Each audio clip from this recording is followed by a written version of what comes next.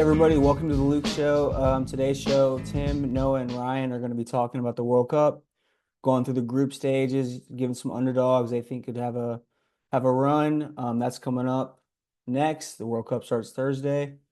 So you just stay locked here for all your World Cup news. Those guys know what they're talking about. I'm just going to talk real quick about Game 3 last night, Spurs Knicks. Thought that was obviously a must-win game for the Spurs. Really just an incredible performance. I thought like gutsy.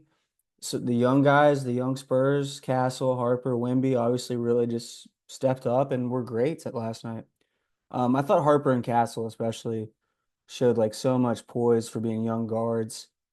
Castle obviously at that huge three when Wimby threw him the grenade. Could like that was the middle of the Knicks comeback. It felt like, oh my God, it's all happening again. And then Castle just hits that incredible shot. That was awesome. Wimby, I thought played really well. Came out strong in the first quarter, which I think is like kind of the key for the Spurs. Like you can tell when Wimby starts off strong, the team starts off strong. I mean, he's definitely the leader of the team, and they build off of him.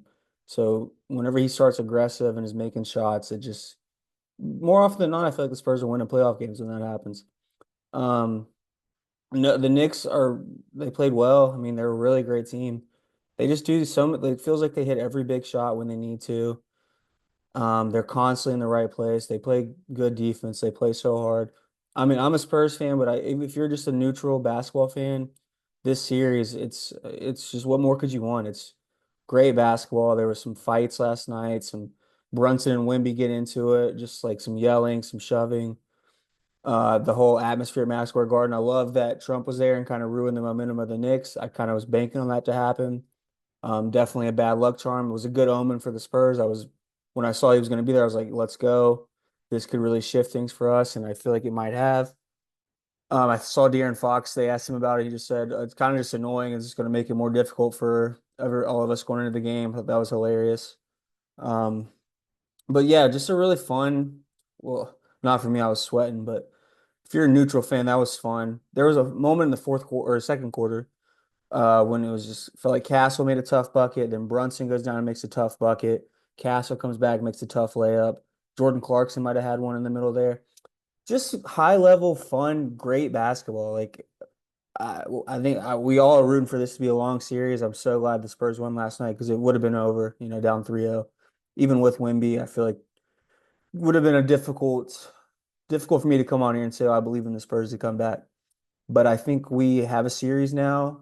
It almost feels like a must. Like the Knicks are really, they better win game 4 because if not, I mean, all the pressure builds. I don't really think the Knicks would feel that. I think they are comfortable. They obviously have won the last two in San Antonio, so they wouldn't necessarily feel it, but it feels important for them to go up 3-1. And even if they are up 3-1, I don't think that it means it's over for the Spurs. I think they are definitely have a chance. Let's not get ahead of ourselves. Let's just enjoy what happened in game 3.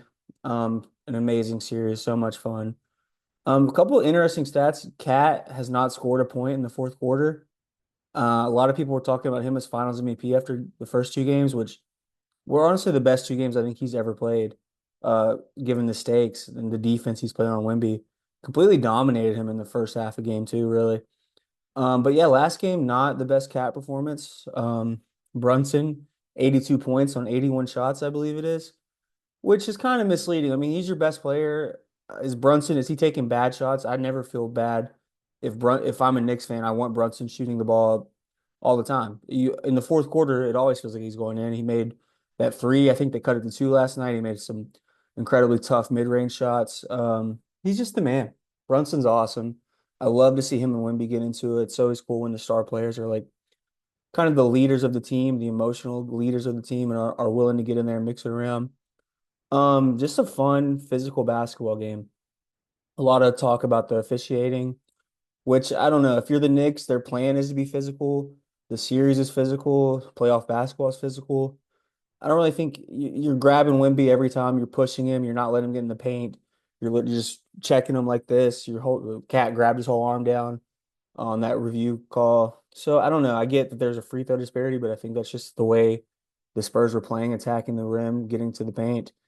And it's just the Knicks. If you're going to play physical, you're going to foul. Like I think a lot of times the philosophy is there is they can't call every foul, but you're fouling. So I don't know. I saw Mike Brown complain about that, but I think Cat might have said that's not why we lost. We didn't execute. We missed shots. I think that's more the right way to look at it. But so much, what an incredible game, incredible series so far. Feels like a truly like a 50-50. These teams are so even. I'm hoping for, just more game. I would love to just see it go 7 games. I'm rooting for the Spurs, but just give me more basketball. And give me more soccer talk. Here's Tim, Ryan, and Noah on the World Cup. What's up, everybody? This is the Luke show with no Luke. So today it's going to be us three. It's me, Tim. With me, I got Ryan. What's up, Ryan? Hey, I have an alias. We'll figure it out in post-production. Oh, okay. So alias to come. Okay. Noah, what's up, brother? How are you? What's up? No alias. No alias. No alias. I've got Noah. my government name on here, actually. Gov Full government on here. Yeah. Stay till the end of the episode for a social security number. Yep. All right, so today, us three, we are going to be talking about the US's group in the World Cup and kind of their prospects overall. And then after that, we'll segue into talking about the tournament kind of at a whole. Some players we're watching for, teams that we think are going to perform well, and some other bets that we have for you. So, first, I just want to throw it to you guys. How are you guys feeling? The World Cup is literally the day after tomorrow right here in our backyard. First game's in Mexico. Mexico versus South Africa, kicking off at 3 on Thursday. How are we feeling in general? I feel good. I definitely, every 4 years, it's like the most excited I get for a summer because it's the top quality of soccer. It's national pride. It's everything. So I am super excited. Super excited. When do you think World Cup fever hit for you? I think it hit probably around April when both my hockey and my basketball team didn't make the playoffs. So this is what I started to look forward to. We had to move on. Yep, yep.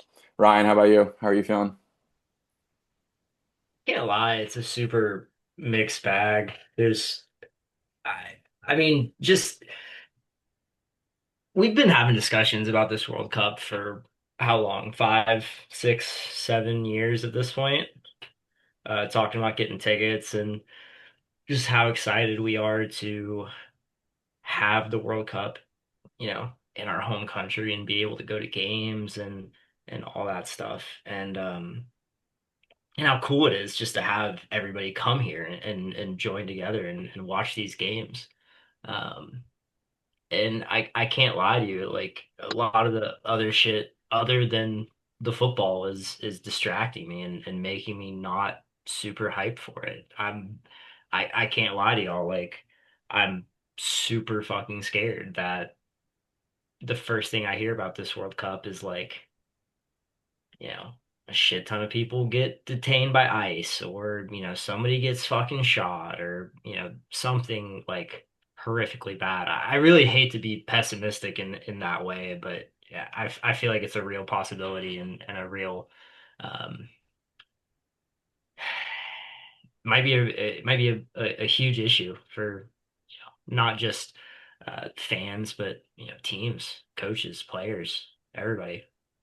Yeah, absolutely. I mean, it's fair to bring up. I think especially as the tournament has gotten closer, the more of an uptick in that kind of conversation has been happening. I mean, because of events that we've seen unfold already. I mean, like going back to even like a year ago, pretty much to when Iran qualified for the World Cup. That's been a mess the entire time. So now first they were required to stay in Mexico during the course of the tournament. Even though they're playing all three of their matches in the US. And now, as of this last week, I'm pretty sure that they received an order from the US government that they are only allowed to be on US soil during their matches, like getting to the game and then going back out. And that's pretty much it. So that entire thing that's going on is an absolute mess. On top of that, there was a story this week about this Somali referee who was denied entry to the U.S. He was like the top ranking official that Somalia has ever sent to a tournament like this. And whatever reason that they gave for denying entry, he's been denied entry. And so like we're already seeing like, that already has like both of those are things that not only are super fucked up, but then it creates the logistical issues. And then that's what I kind was of gonna say, I just want people to like to think about the logistics of playing a soccer match, a professional soccer match at like, a very high level in which requires incredible fitness and, a, physicality. a match of the highest magnitude, like Yeah, matches that every single person on the field has dreamed of playing their entire lives for right, that moment. right. And especially for a country like Iran, this is maybe the only time you are ever, ever, ever going to go to the World Cup. And you, after the match, you have to get on a plane, immediately fly to a different country. And because we are not Europe, a different country is not, 30 minutes away, an hour away. It is, a 5 hour plane ride to Mexico, train, and then go back and do the same thing at least two more times. That's that's so insane. It's nuts. That's nuts. Noah, what do you feel? Are there certain elements that you're nervous about, or what do you think? Yeah, yeah. I mean, obviously the geopolitical landscape is pretty fucked up right now, and we're the host country, and we are to blame for a vast majority of it, if not all of it. And just the rhetoric kind of surrounding, you know, not the rhetoric within our administration surrounding other countries, especially Iran, for instance. And yeah, that part does make me nervous. And I read a tweet today. I don't know if it's, or it was a Facebook status. Don't know if it's true or not, but it was a bunch of bullet points, mentioned two of the ones that you mentioned, Tim. It's just a mess. We're making asses of ourselves, essentially. I hate that I even have to say we, but you know, U.S. pride in this World Cup. I want to see the boys do well, but it is pretty sad that we get to host this great event once every, when was the last time, like 30 some years ago, like back in the 90s. Yeah, 96, 90, right? 94. Yeah. 94. Yeah, so it's like you don't get the chance to do this very often. So be gracious hosts and don't embarrass yourself in front of the entire world. But we've been doing that for a while now. So Yeah, 100%. And it's like it just sucks because the landscape and the backdrop of what we have going on here is almost the antithesis of what this entire like festival is supposed to be. It's supposed to be like a celebration of cultures clashing, like us like home countries basically getting a glimpse into the world here at home, and it's like the rhetoric that has been status quo here recently with this administration is that those are things that you should be afraid of, and things that are incongruent with the thoughts and feelings that we have here, which is just so totally false. And so that's one thing that I'm hoping is that like once like you can't just ignore what's happening in the background. It was a very similar situation with what was going on in Qatar. Well, they were hosting for a myriad of other awful reasons. Like it is Russia too. and Russia too, absolutely. It's very hard to disconnect the play from everything that's going on. But my hope is that once the first kickoff starts, like there will be that subliminal unity that can be born out of sport. Like it almost thinking about like the US with this World Cup almost gives me like a feeling of how New York fans are talking about the Knicks right now. Like everybody talks about like you're either a Mets or a Yankees fan, you're either a Giants or a Jets fan. Everybody's a fucking Knicks fan. Nobody's a Nets fan. You know what I mean? So it's been like this one common denominator that's been able to bring people together. And I'm hoping that there's a number of things that happen from this World Cup being here, one of which is increasing the popularity on a grander scale. But another is like hopefully in what I think has been a pretty dismal period here in the last year, last 6 months. Like there are a lot of reasons there. I mean, America has a lot of blemishes on it right now, and like you're saying, like I want to support the boys. Like I don't really have like any kind of like team that I support in like any of the sports that I watch, except for the U.S. men's and women's teams, and it's like it's.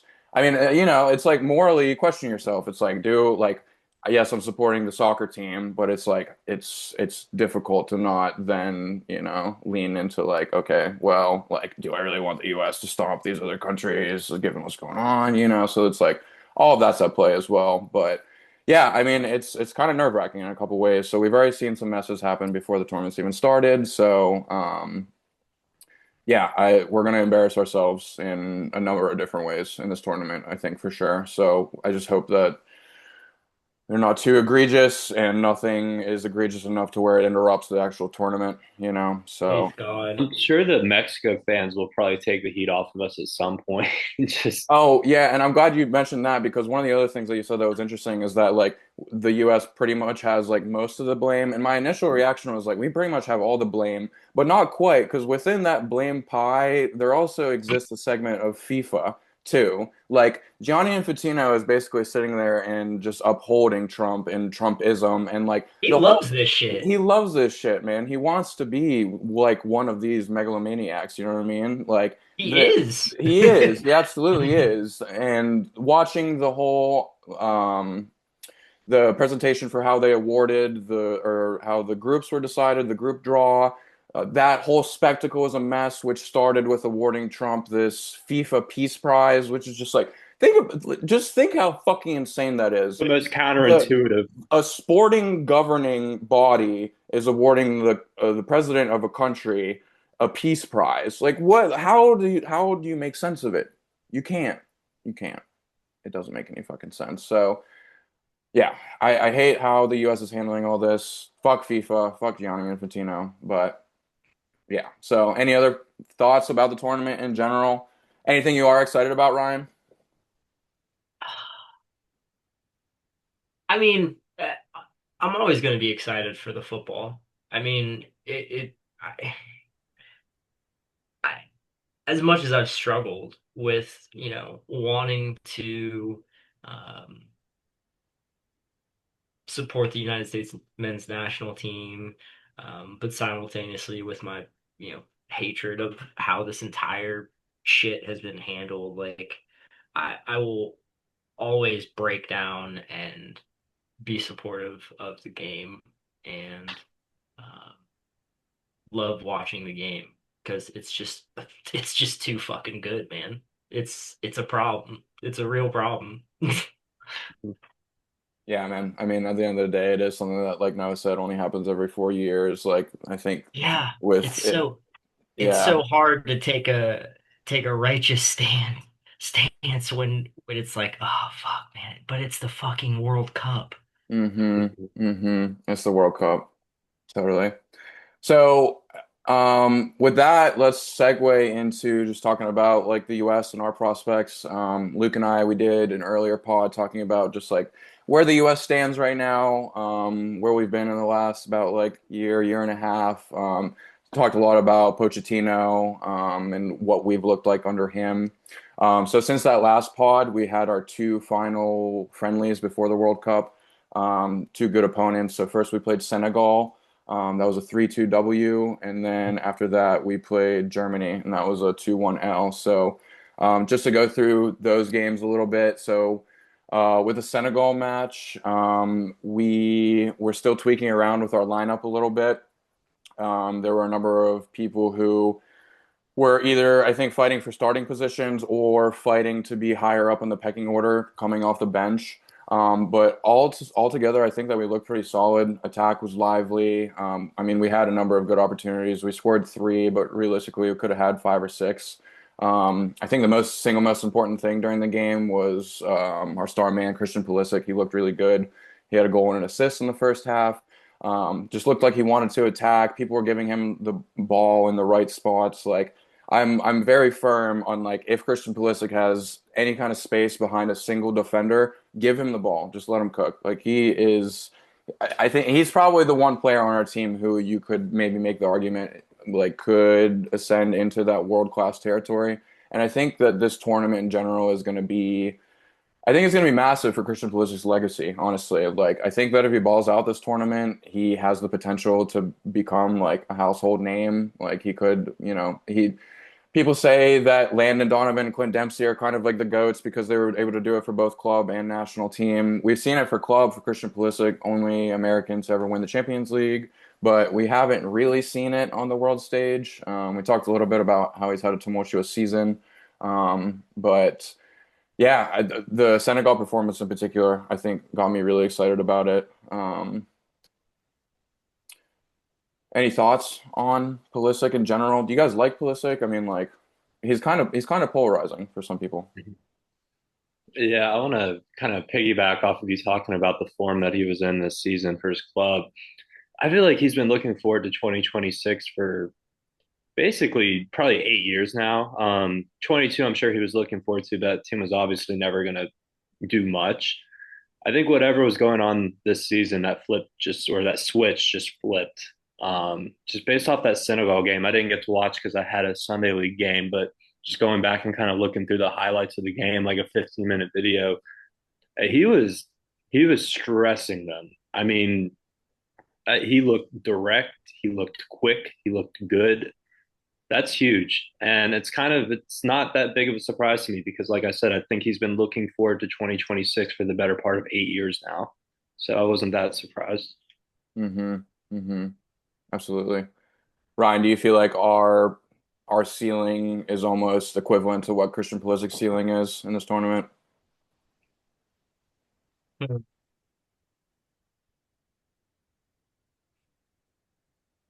That's such an interesting question because as important as Christian Pulisic is, I feel like he's not one of the most important players on our team. I'm not saying that in the correct way whatsoever, but I feel like he's always going to give you probably between like a 6.5 and an 8.5. So we're going to depend on him for creativity, obviously. And it's just his floor and his ceiling, I feel like, are not that different. Mm-hmm. Mm-hmm. Whereas I feel like if there are players on the team that cannot perform and cannot produce for us, it will be so much more debilitating. Yeah, Like no, I get what you mean. I think it's almost like you're saying that he's not necessarily the most important, but like the well-being of the team hinges upon how he's good prob some other players of ours He's are. not the yes, X factor, essentially. yes, Yeah, yeah. he is the best player on the team. I don't think anyone really has any, there's not really much discussion about that. But I can think of probably at least three or four players that I would say their performance is more relevant to the final score line than Mm-hmm. his. Mm-hmm. Mm-hmm. Anybody in mind in particular? Are we talking attackers wise or defense or both? Fucking everybody, man. Mm-hmm. At all levels. Mm-hmm. Um, I think I think Balogun is going to be really, really fucking important Mm-hmm. because people are going to be so keyed in on Pulisic. I mean, we see it all the time when we play CONCACAF teams, how locked in teams are on Pulisic, and we need other people to pull defenders and pull attention, excuse me, away from him, Mm-hmm. and create space and create gaps so that he can do the things that he is good at. Um, Balogun is massive. I think McKennie and Adams are going to be absolutely fucking massive. We'll talk about it a little bit more when I think you're going to talk about kind of our organizational patterns and our formations Mm-hmm. a little Mm-hmm. bit later on. But when you're playing a 3-5-2 like that, those two center mids are just so fucking important, man. Mm-hmm. And they have to be able to lock down the midfield because they're going to be getting overrun by a lot of three midfields. Yeah. So you got to have two people doing the work of three.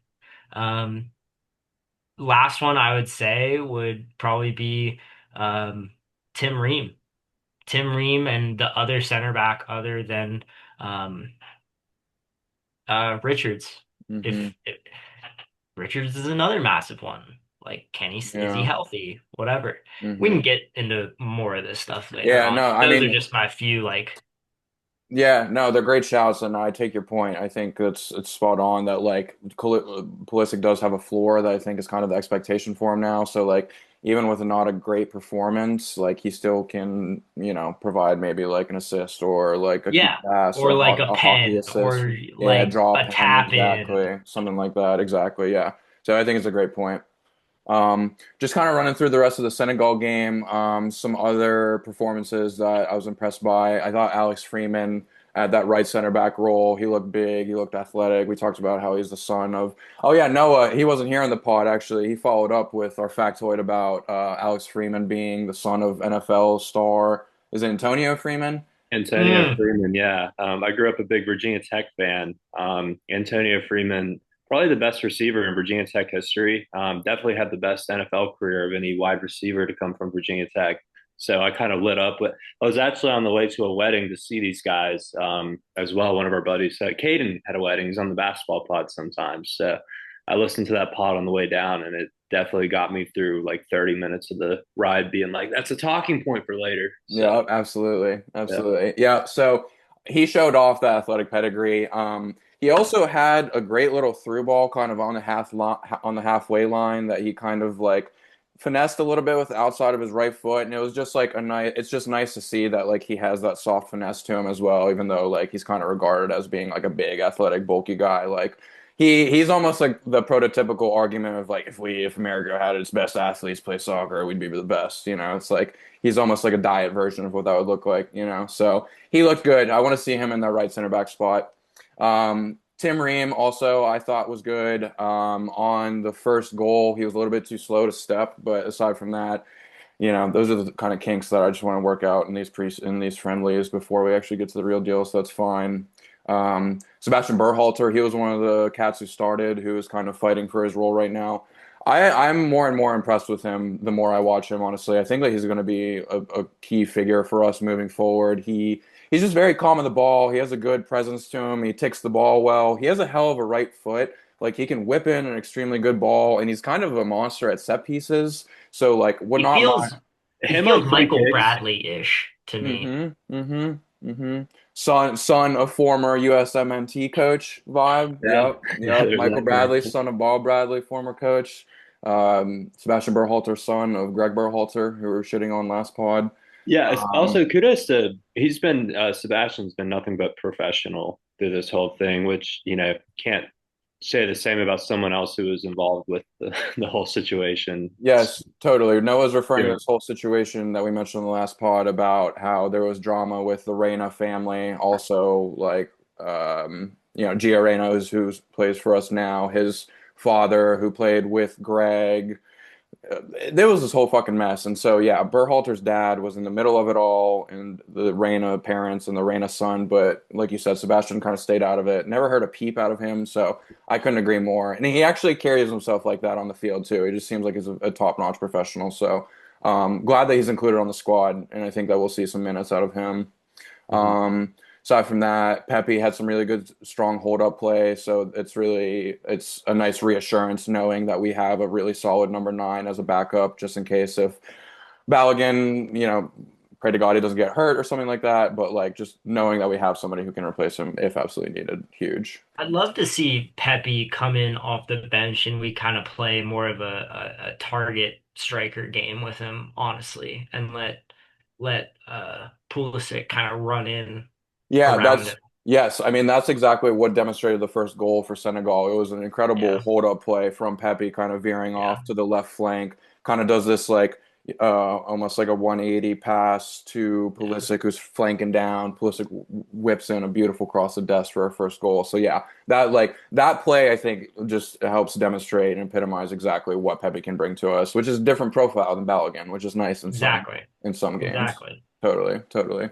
Now, Uh, did he start in that Senegal game at Yeah, mhm. so I've always been big on Reyna. Hmm. Just never thought he's quite had his head on straight, but the fact that he's starting, in two friendlies before, well, like in like two games before the World Cup starts, maybe he's growing up a little bit because when he's at the top of his game, he's almost world class. He's almost Pulisic level. Like, I was Yes. gonna say his But- talent level in comparison with the rest of the squad is yes. So that's we were talking about how Pulisic isn't the X factor. You kind of know what you're going to get baseline from him. If Reyna can hit his ceiling or come close to it, that's yeah.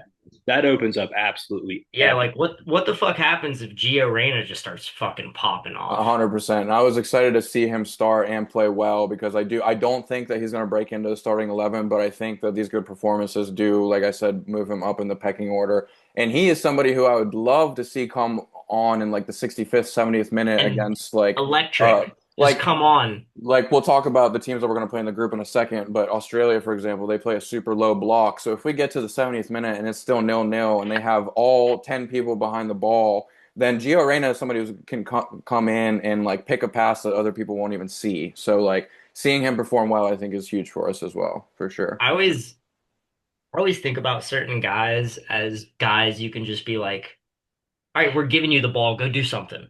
Go do something. Hmm. And the when you have those guys that you can bring off the bench and just be like, here's the ball, go do something cool. It's just such a fucking help and can really help you in those situations, just as you were talking about when you're facing, low blocks, you're playing fucking Paraguay or Australia, and like, they're locking it down. It's 1-1, it's the 74th minute, and they're just, they got nine people behind the ball, and you need somebody to just make some crazy shit happen. Exactly. Gio Reyna. Yeah, and I think that's especially relevant for World Cup and international competitions where like you don't get to practice Hmm. the patterns of play as much and like Hmm. the tactical side of the game is not nearly as robust as in club play because you have such minimal time with your team. So You having need individual brilliance. individual brilliance is sometimes is what's going to bail you out. So yeah, couldn't agree more. Um, and then last note was we're expecting Freeze to be our starting goalkeeper, which is what we saw in the second Germany game. So the other two goalkeepers, Matt Turner and Chris Brady, they both got a half. Matt Turner looked fine. He looked like he played it with enough confidence to where if he had to go in, I wouldn't be scared about it. Chris Brady, he's the one dude on the team I've never seen play before. And second half, he played. There was a big fuck up with him and Miles Robinson on Senegal's second goal. Mostly Miles Robinson's fault, but Chris Brady also didn't cover himself in glory there either. So, um, but yeah, altogether, that's pretty much the best team in Africa. Their FIFA rank is 14th. They Our are the best team in Africa, damn Yeah, no, it. 100%. Yeah. There, for anybody who's interested, look up Senegal and Morocco drama. Just look that up and you'll know exactly what we're talking about. Is there good Um, discourse on social media that I should get into? oh, yeah, there was aggressive social media discourse. Long story short, Senegal won the Africa Cup of Nations, which is the big tournament Massive, of massive. Africa. Yeah, it's the equivalent of the Euros and the Gold Cup and everything. But anyway, so Senegal won the game on the pitch, and then essentially like something happened during the game. I should have read up on this, but the Senegal manager, he forced his entire team to come off because they were disputing something. And then eventually they came back on and they finished the game and they won. And then Morocco, who they played in the final, they basically filed a lawsuit against it. And so by the basis of a technicality, they were declared the winners of AFCON. And so now there's this huge like Senegal players were posting pictures of like the trophy and they were like, yeah, go ahead and like fucking It's take so this on a great. It's technicality. so Yeah. good.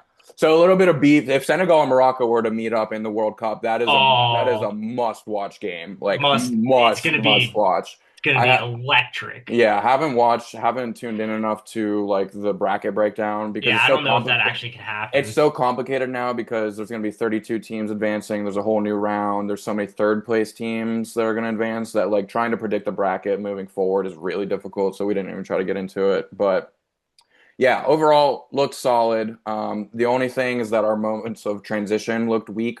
So that's kind of how our the first goal is a great example of it. It's just sometimes like you were saying, our two center mids, they just have to hold so much weight in the midfield that if they both get carried up a little bit, that leaves a big gap between our midfield and our defense, which is something that looked like a weakness during that game. So something that we should definitely address.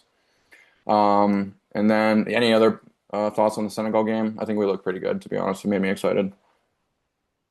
Can't lie, I didn't see, I think, as much as you all did, but the bits I did see, um, the main point that I really enjoyed was, and I know this isn't quantifiable in any way, um, but we just looked like we fucking wanted it, which is a distinct thing that I feel like has been it's been such a part of the U.S. men's national team, for our entire history, is that, we might not have the best players, we might not be the most talented, have the best facilities, all that shit.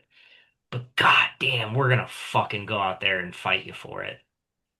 And there seemed to be a distinct lack of that over the last, 4, 5, 6, 7, maybe even longer years, probably before the uh, Qatar World Cup.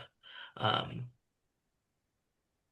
but even in that friendly, in that Senegal game, and in bits of the Germany game too, um, we just looked like we fucking wanted it, which I hadn't seen that in so long. And that made me feel a whole lot better about our chances. I Yeah. was I was really, really down on us, honestly.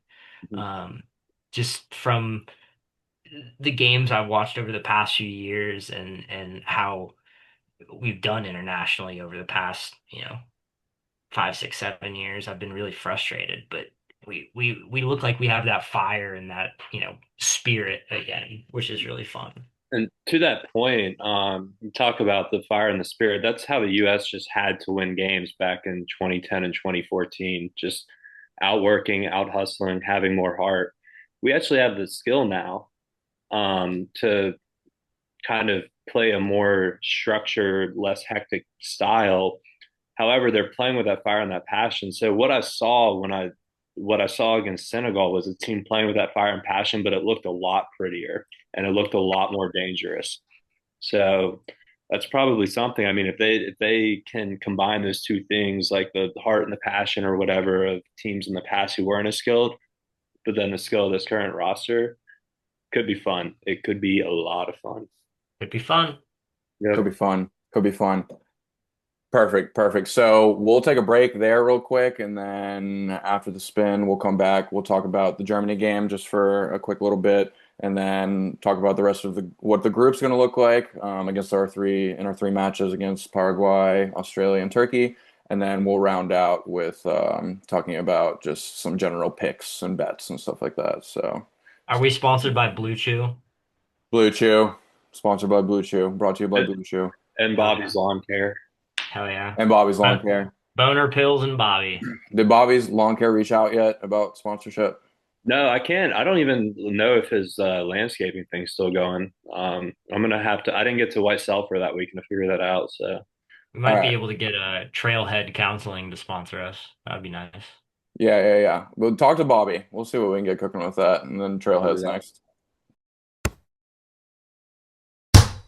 All right, and we're back. So we're gonna round out, talk about this Germany game real quick, and then move on to our group prospects. So Germany, definitely the best team that we've played in any of our qualification cycle or the friendlies leading up to the tournament. They're ranked number 10 in the world, according to FIFA. So we lost this one 2-1. Honestly, wasn't a bad showing. So we conceded a goal like 80, 90 seconds in off of a set piece. It was like a peach of a ball played in by Kimmich, but kind of just I think it was Tyler Adams who committed the foul, just like a little bit too excited, and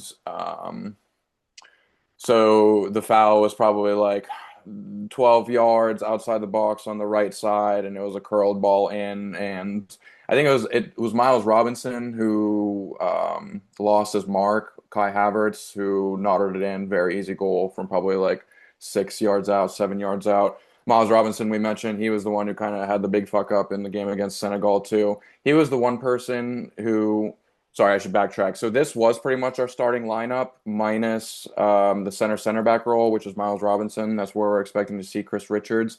But we did play the lineup that was honestly what I had preferred. So I was very happy to see that. We had Alex Freeman at the right center back role. We had Malik Tillman in that right center attacking mid role. Um, Weston and Tyler played with each other in the midfield. Yeah, so I was glad to see that that was the lineup chosen. I was surprised about Miles Robinson though, because I think Mark McKenzie is next up on the center back pecking order. So I don't know if that was like trying to let him redeem himself type of moment from Poach, like, trying to, there's like a psychological aspect to it. But aside from that, I was happy with the 11. We saw Matt Friesen goal. That was the one other thing about the goal is maybe he could have came out and been a little bit more aggressive. It seemed like he was kind of frozen on his line, no pun intended. But aside from that, I'm not gonna lie, I actually don't mind conceding a set piece goal like that because it's like, especially conceded right in the beginning of the game, that's like a punch in the face, like a punch in the gut. That's the type of goal that you'll concede, and you're not going to concede that again for a short period of time because like now going into the first match, set pieces is going to be like whoever's the captain Switched likes to on. scream. Gotta be Yeah, switched on. gotta be switched on. It's like you motherfucker, who do you have? You, who do you have? Like there's like a subliminal level of accountability that's rises after conceding a goal like that. So I like awful start to the game, but I would much rather that happen in that moment in time and space than in the actual tournament, especially given it was such a quality opponent. And as we talk about the rest of the game, we looked pretty freaking good. Like I would say basically like 15-ish first 15 minutes of the match, like they looked like they were on a different level. Like their passes just looked very crisp and they pierced through our lines, and um our press looked pretty good, but they had Kimmich as like a valve basically at all points. Like He's that a was pressure honestly breaker. that. Yeah, yeah. Like like the first 15 minutes of the game, literally the difference was okay, they have Kimmich and we don't. But overall, they looked better than we did. And then we kind of turned it on. So then we have these cooling breaks in the middle of each half now, which is going to be for the World Cup because it's going to be so hot here, which is like an interesting talking point on its own. There's like different teams from colder climates are taking on like kind of like bizarre tactics to prep for the heat.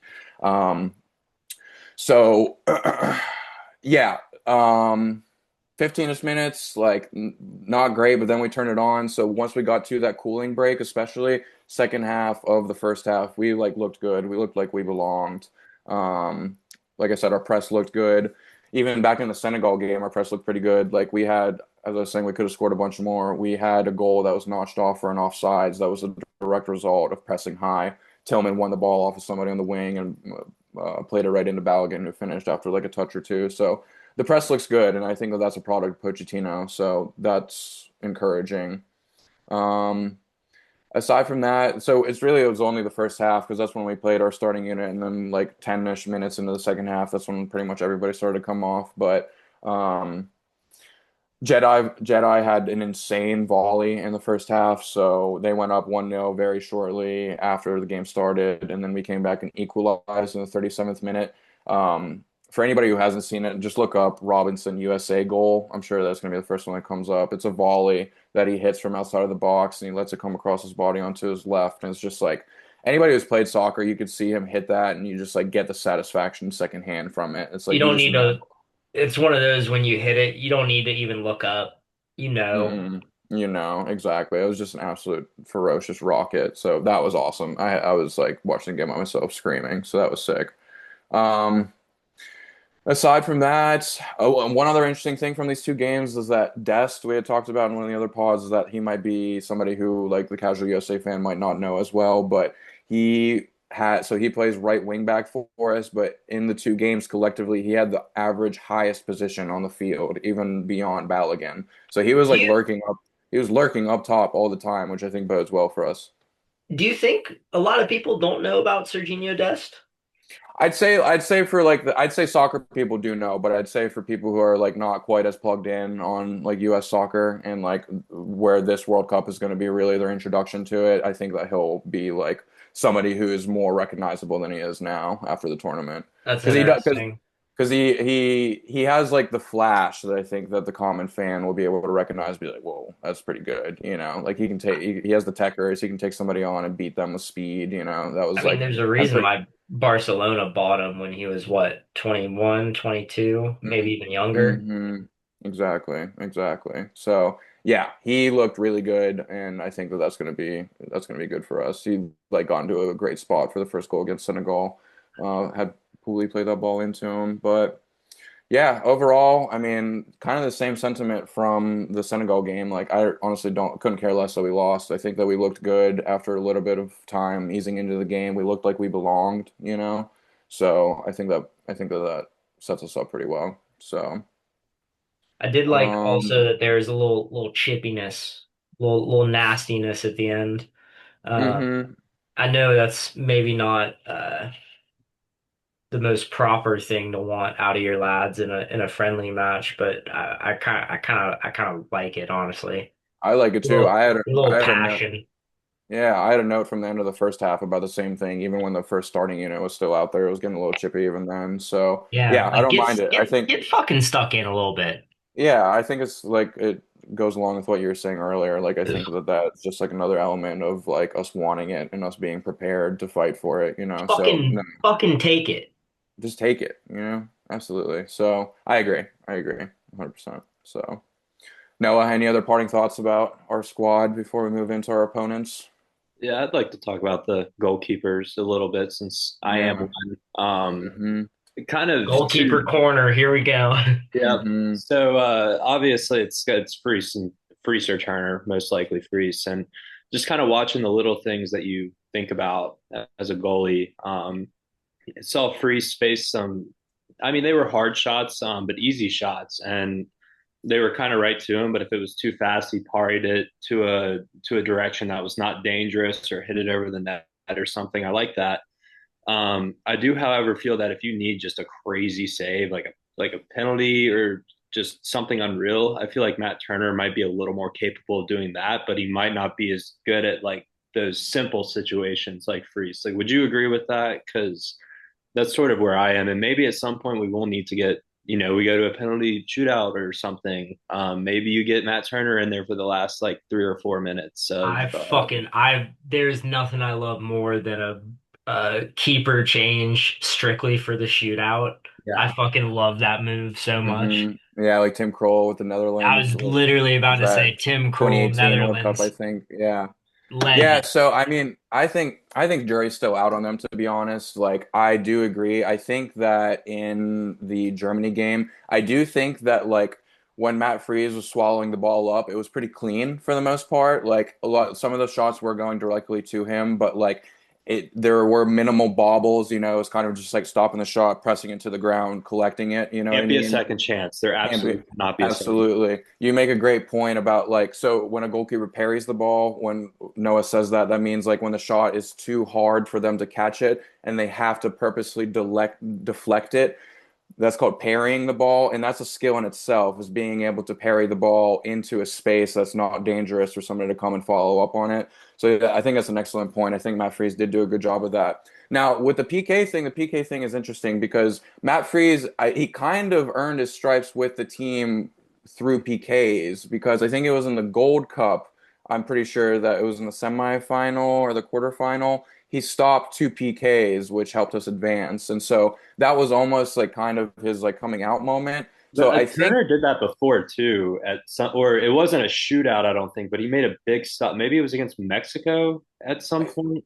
I think so. I think so. Yeah. So I honestly think that how the first game goes, that's what I think should dictate it for me, to be honest. Like, I do have confidence in Matt Freese being our starting keep, but I do think that including Matt Turner in the squad is beneficial in the sense where, like, if the lights are too bright, to quote Jared Allen for Matt Freese, then just throw Matt Turner in there. He's been in there before. You know what I mean? It's like, as we talked about before, this is like the worst our goalkeeping situation has been in the last, like, probably literally 30 years. So I'm not expecting a lot from that position. I'm not expecting it kind of as Ryan was talking about, like some countries have goalkeepers who can make or break a game. Like I think about Belgium, for example, like Courtois can literally bail you out of a game. That's not going to be the case for us, whoever we have in net. So I think let's just see what happens with Matt Freeze. But like you were saying, like I I was not further worried about him being our starting goalkeeper after seeing him against Germany, is what I would say. Yeah, So. you like to see the keeper swallow the ball up and not allow anything extra or create a situation where you're even if they don't get a second chance, if you still have to defend longer, that's not good either. So I thought he was doing a good job of ensuring that we either had time to get set up for the corner or whatever it was, or we could possess the ball, or he just swallowed it up and switched possession. That's huge. You can't. Hmm. Some of these games are going to go 1-0 or 2-1, and 1 second chance could be one of those goals. So you just don't want to Totally. see a single opportunity like that. Totally. And I guess the one like last point I'll make is that during the Senegal game, there were a couple moments where Matt Turner's distribution was a little bit questionable. Like I remember Senegal had a very good chance that I think they skied over the bar and it came off of Matt Turner giving it to I think Alex Freeman in a position where he had pressure immediately on him and he pissed it away and then ended up leading to the chance. So but I think it's marginal, honestly. I don't think either of them are great goalkeepers, and I don't think that one is head and shoulders above the other. So we'll see. But yeah, so now we'll move on to Group D. So this is the group that the US is in. In general, this is kind of regarded as one of the most even groups in general. So it's us, Paraguay, Australia, and Turkey. This is the smallest gap between the best ranked team and the worst ranked team according to FIFA rankings. So the best ranked team is us at 16th, and the worst ranked team is Australia, I believe. No, sorry, Paraguay at 40. So not a huge gap there. So that should create the environment for a good group. Should be exciting matches. Should be pretty close. So our first match is going to be against Paraguay. So like we said, they're ranked 40th in the world. This is going to be our opening match, which is this Friday at 9 p.m.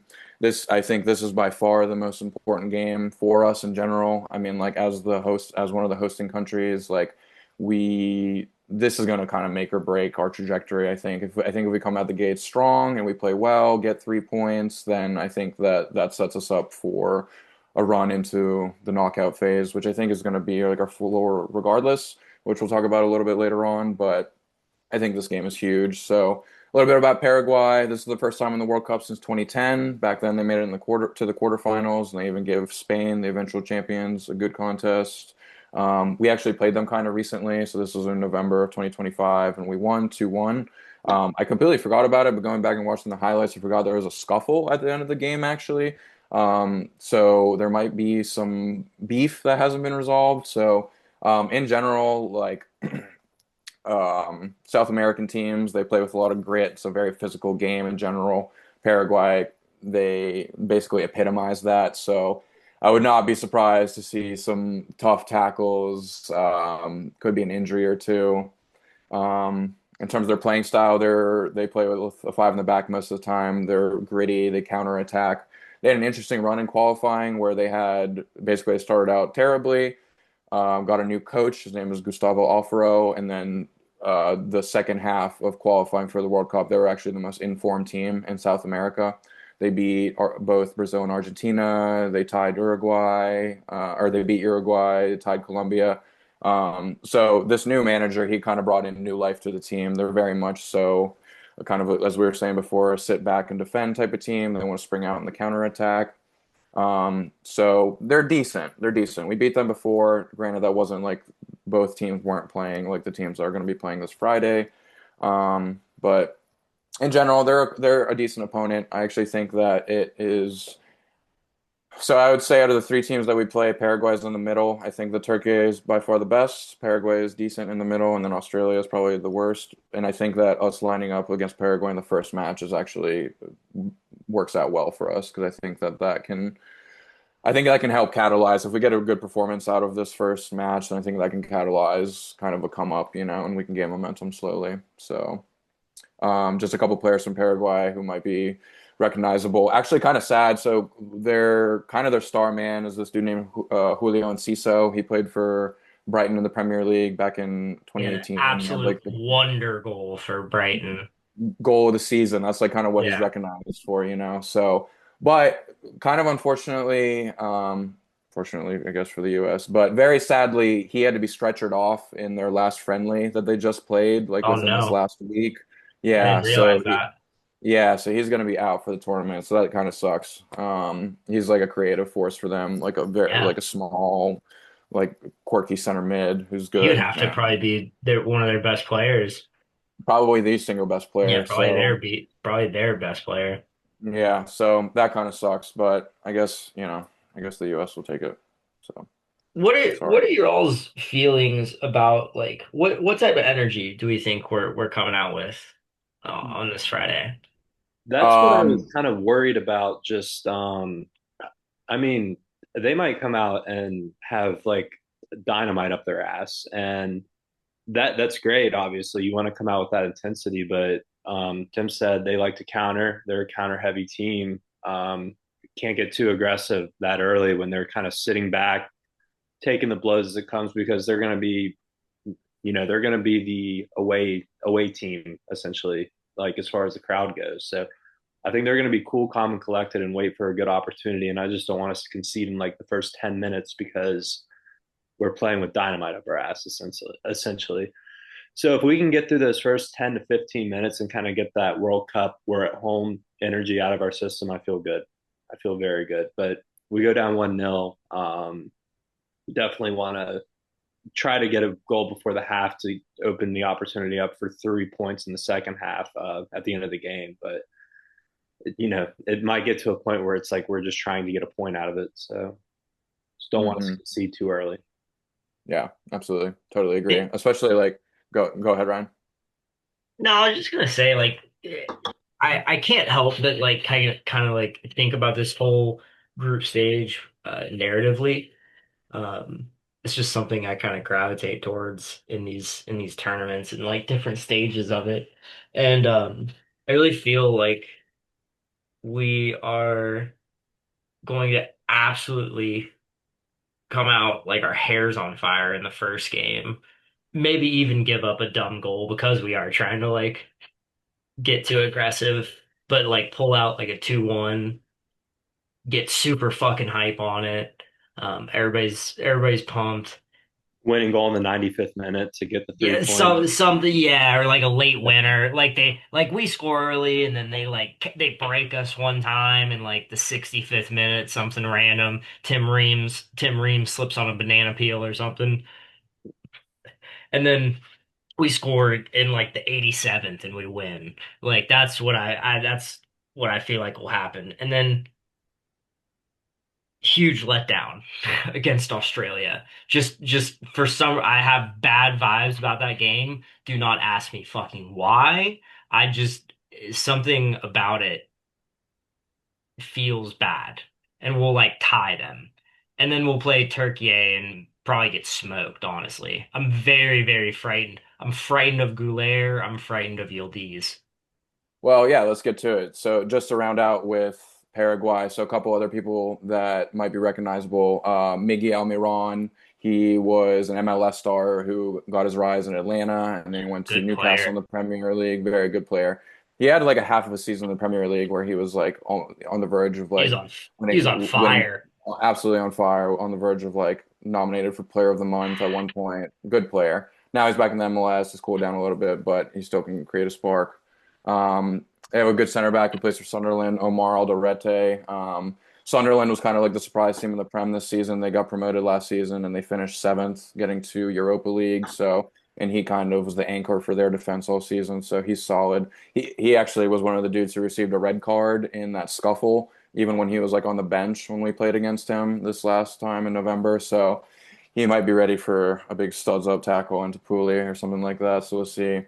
Yeah, I feel Um, like that game's gonna get spicy. might get And spicy. Paraguay hasn't, like as you said, they haven't played in a World Cup since 2010, so they're gonna be fucking hype. And they're missing Yeah.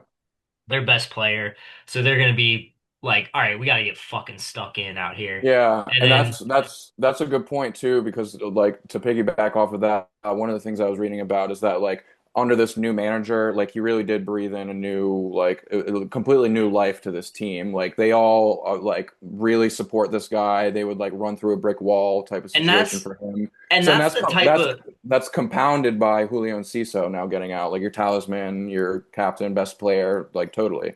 and that's the exact type of guy that a system like this really, really thrives under. When you need guys to fucking run and really graft and like put in a shift out there. Hmm. There's certain Totally. managers that you know you got to have a guy like that in order to run that system and to be a team like Paraguay. Yep. Do Totally. I think that will help them against us? No, not in the slightest. We'll see. We'll see. Yeah. I'd say as long as we keep our heads on right, then we should prevail. But we'll get our final We prediction.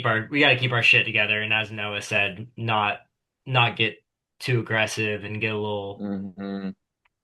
get a Yeah, little. I'm only saying that for like the first 10 minutes. Like, don't lose your mind in the first 10 minutes because Right. Yeah. it's I going to think it settle down. And compounds, honestly, as the game goes on. I think it might settle down like as you get 15 minutes into the first half. Um, and then maybe they do the same thing when they come out in the second half after talking at halftime.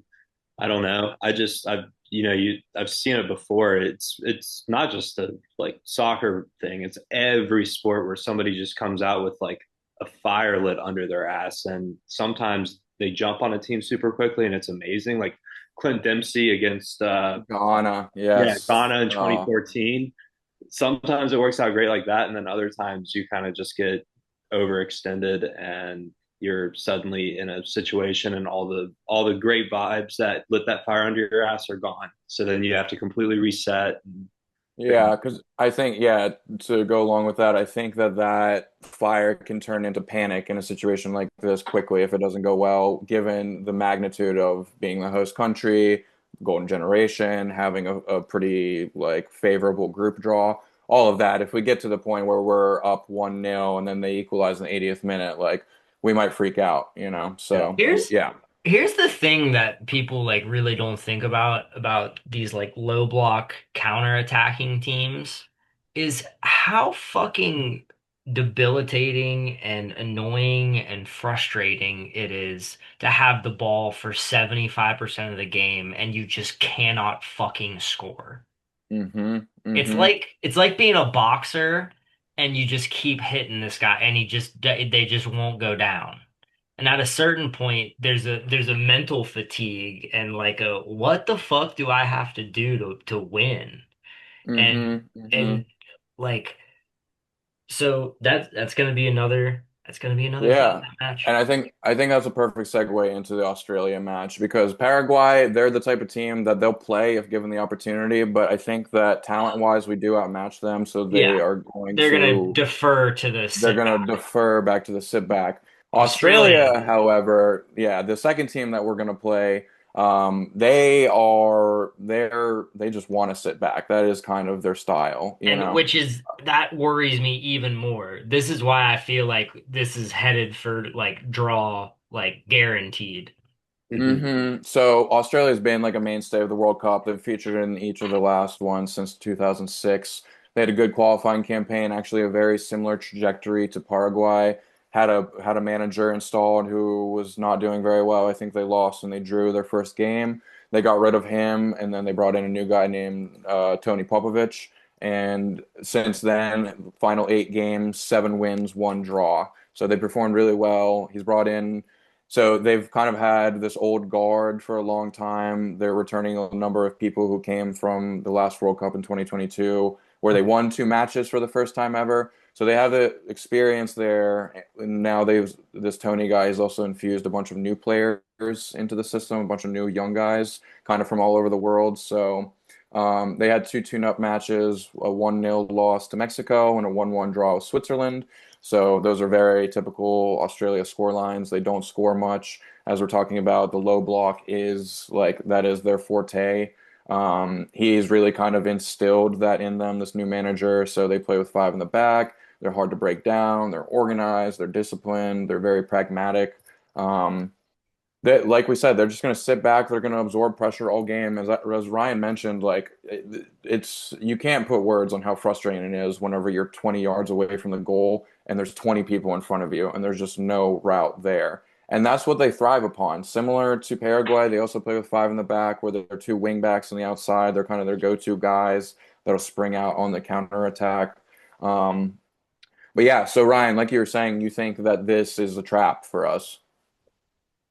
Massive, Hmm. massive. As you said, Paraguay, if you give them the chance, they're going to come out and play. So, while I do think they will, sit back a little bit, um, we're not going to have massive issues. I think just we're just straight up better, and it's going to be the first game, and we're going to be super hype, and everybody's going to be hype, and we're just going to win. I, and then I feel like we're going to get a little bit high on our own supply and play a tougher, a weird matchup. As as sports, like the ceiling and the floor gets, closer and closer and closer, I feel like for all these teams. Um like games are just tough, man. I completely forgot what the fuck I was saying. Tim, go ahead. No, but so trap game in terms of like you think that it's not going to bode well for us. You think that we're going to be coming off with too much confidence and that will play into their strengths going into that second game. Yes, pretty much. Like Hmm. it's super tough to follow up on a performance like that if we are able to Hmm. win. So if we are able to win against Paraguay, Australia is going to be a massive, massive issue. Noah, what do you think? I kind of see it as it's heavily contingent how that game is going to look on what happens against Paraguay. Because if we get 3 points and Australia just kind of wants to sit back and not give up a goal, we're not going to take risks. I think we would be totally fine with getting out of there with a point, and maybe at some point we sneak one goal, but just don't give up the goal. Be structured if they want to sit back, adjust if they do start attacking a little bit. But I think it's and obviously it's contingent on what happens to Australia as well. If they only get a point out of their first game, then they might be looking for three. I think That's a great point, it, Noah. it's very difficult to kind of predict what position everyone's going to be in. But if we both get out of there with 3 points, I think you end up in a situation where it's kind of like one of the most boring games the casual fan could watch, and it might ruin viewership for the Turkey game. But I mean, if you can get through those first two games with 4 points, I think each team would take that. I think it's just heavily contingent on what happens in each team's first game. And if we get those 3 points against Paraguay, I think that we're going to be fine. I think that we're going to play a very disciplined, don't give up anything, and we're more creative than they are. So maybe we do sneak one. I hope so. I hope so. Cool. All right. So that's two out of the three teams that we're going to play. That second match against Australia, that's going to be a week from our first match. So next Friday, the 19th, Juneteenth at 3 p.m.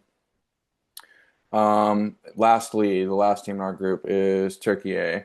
So Turkey is kind of regarded as a perennial dark horse in any tournament that they play in.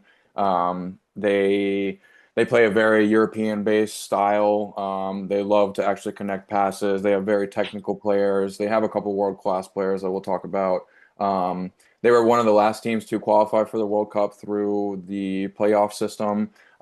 There was four potential teams that could have landed in this last spot in our group, and I think that all U.S. fans, every single one, was like, Turkey is the one team that we do not want in our group, and of course now they're here. So this is definitely going to be the most even game, I think, both in terms of playing style and in terms of deciding the group, frankly.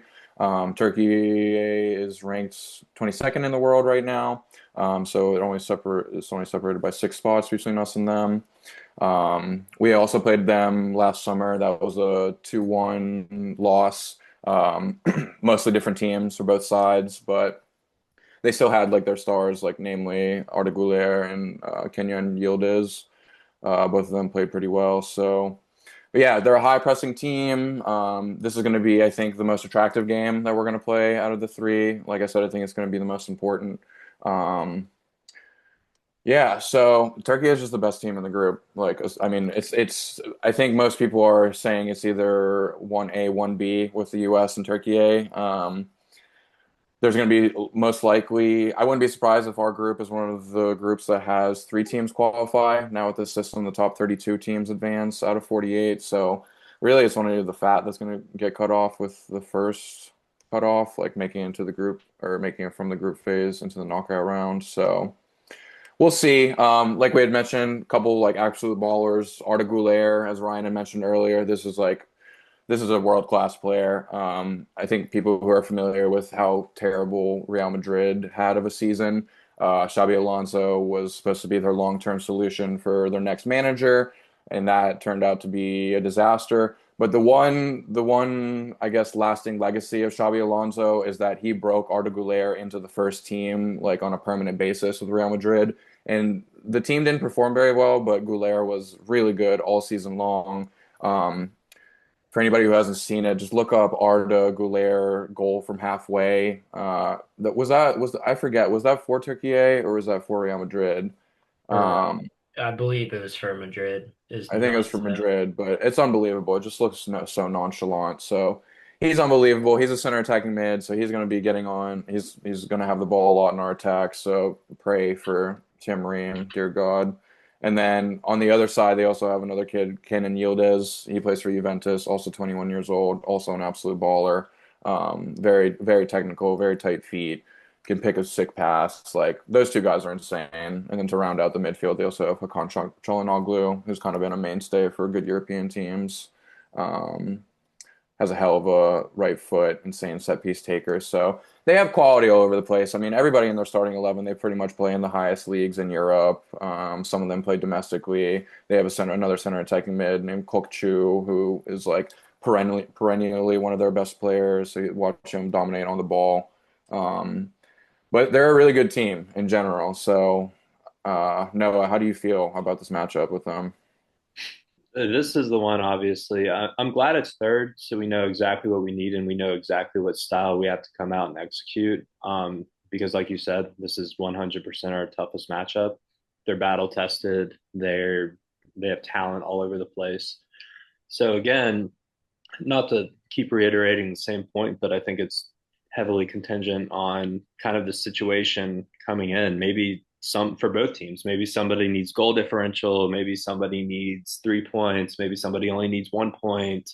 You know more about it than any of us, so I don't know which situations would favor who. But I like us kind of in like a gritty, grinded out, like everybody's fighting for every ball kind of situation. Obviously, not top to bottom as talented, maybe, but in terms of just, what these guys have looked like here recently and kind of how things look like they're pointing in the correct direction, I could see that kind of being an advantage for us.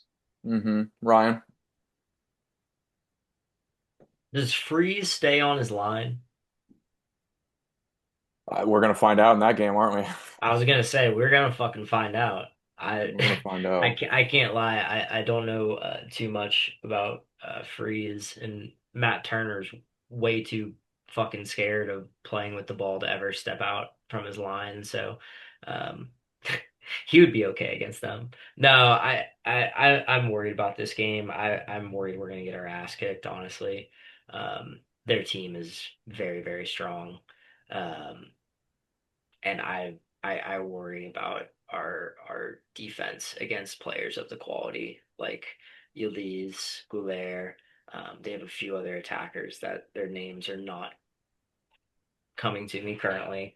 But yeah, I'm very worried about that game. I really do. I think we go 1-1-1, win, tie, loss, and we squeak out of the group stage in one of those either a second place spot or one of the third place spots. All right, yeah, I feel it. Let's get our official predictions in for the group then. So we'll start with the USA versus Paraguay. Ryan, what do you think the final score of that game's gonna be? I'm gonna say 2-1, 2-1. 2-1 US, Late winner, second half winner. 2-1 US, second half winner. Yep. Noah? I'm going 3-0 US. Oh, I I, like it. I think that goal differential, I think it's going to be important. That's the game that you want to get it. Goal differential, baby. I There's a game to the game, and you have to start playing it in the very first game. You're not wrong. Yeah, I agree with two things. One, I agree as 3-0 is a scoreline that I have as well. I think that we are going to come out with a fire lit under our ass, and I think that if it is chaotic, I think that we'll be able to channel it into an organized chaos. And like as we are saying, playing against these South American teams, you got to bring that metal. So like t that Tyler Adams foul against Germany in the first 90 seconds, that almost like demonstrates what exactly we shouldn't do. Like we can't come in with too much spunk, you know what I mean?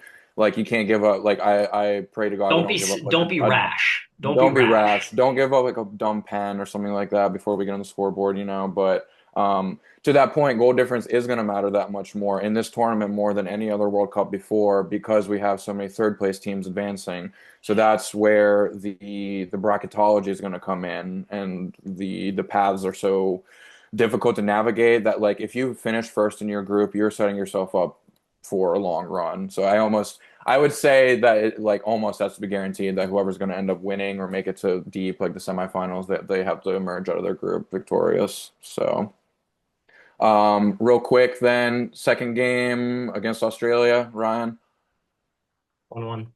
1-1, Noah, 1-1 as well. 1-1. I'm gonna have a little more optimism. I'm gonna say 2-0 win for us. We'll somehow unlock them on a set piece and some other bullshit. And then finally Turkey A. Ryan, 2-0. 2-0 Turkey. Eh? 2-0 Turkey A. Noah, No, no. 0-0. I'm going 2-2. I don't mind. I don't mind 0-0 either. 2-2, 7 points both apiece for us and Turkey A, advancing 1 and 2. Hopefully we get out first in goal difference. All right, boys, good stuff. We're gonna round it out, take another break here, and then we're gonna come back with some predictions and some bets and some other final thoughts.